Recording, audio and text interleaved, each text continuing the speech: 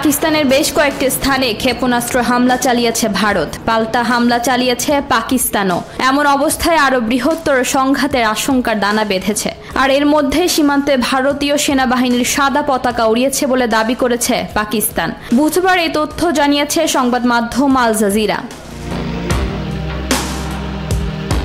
সংবাদ মাধ্যমটি বলছে, ভারতীয় সেনারা কাশ্মীরকে বিভক্তকারী সীমান্তের নিয়ন্ত্রণ রেখায় একটি সামরিক চৌকিতে সাদা পতাকা উত্তোলন করেছে বলে পাকিস্তান দাবি করেছে। মূলত সাদা পতাকা উত্তোলন করাটা আত্মসমর্পণের একটি সাধারণ প্রতীক হিসেবে বিবেচনা করা হয়। পাকিস্তান সরকার তাদের অফিসিয়াল এক্স অ্যাকাউন্টে এই দাবি করেছে।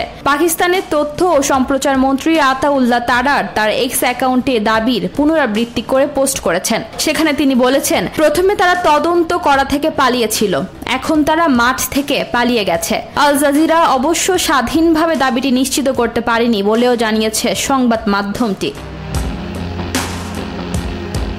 এদিকে ভারত পাকিস্তানের অভ্যন্তরে একাধিক হামলা চালানোর পর পাকিস্তান 5টি ভারতীয় যুদ্ধ বিমান গুলি করে ভূপাতিত করেছে বলে পাকিস্তানের সামরিক বাহিনীর মিডিয়া উইং আন্তঃবাহিনীর জনসংযোগ পরিদপ্তরের মহাপরিচালক লেফটেন্যান্ট জেনারেল আহমেদ শরীফ চৌধুরী বিষয়টি নিশ্চিত করেছে। তিনি উল্লেখ করেছেন, সমস্ত ভারতীয় বিমান তাদের আকাশ সীমায় গুলি করে ভূপাতিত করা হয়েছে। পাকিস্তানের এই প্রধান সামরিক মুখপাত্রের মতে, কাশ্মীরের নিয়ন্ত্রণ রেখা বরাবর বর্তমানে তীব্র গুলি বিনিময় চলছে। তিনি আরও নিশ্চিত করেছেন, পাকিস্তান বিমান বাহিনীর সমস্ত বিমান নিরাপদ রয়েছে।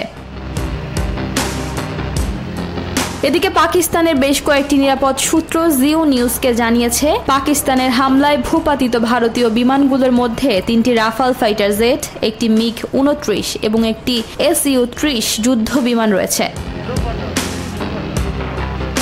অন্যদিকে পাকিস্তানের প্রতিরক্ষা মন্ত্রী খাজা আসিফও বিষয়টি নিশ্চিত করেছেন যে, ভারতীয় সাম্প্রতিক সীমান্ত আগ্রাসনের জবাবে পাকিস্তান বিমান বাহিনীর কমপক্ষে 5টি ভারতীয় যুদ্ধ বিমান গুলি করে ভূপাতিত করেছে।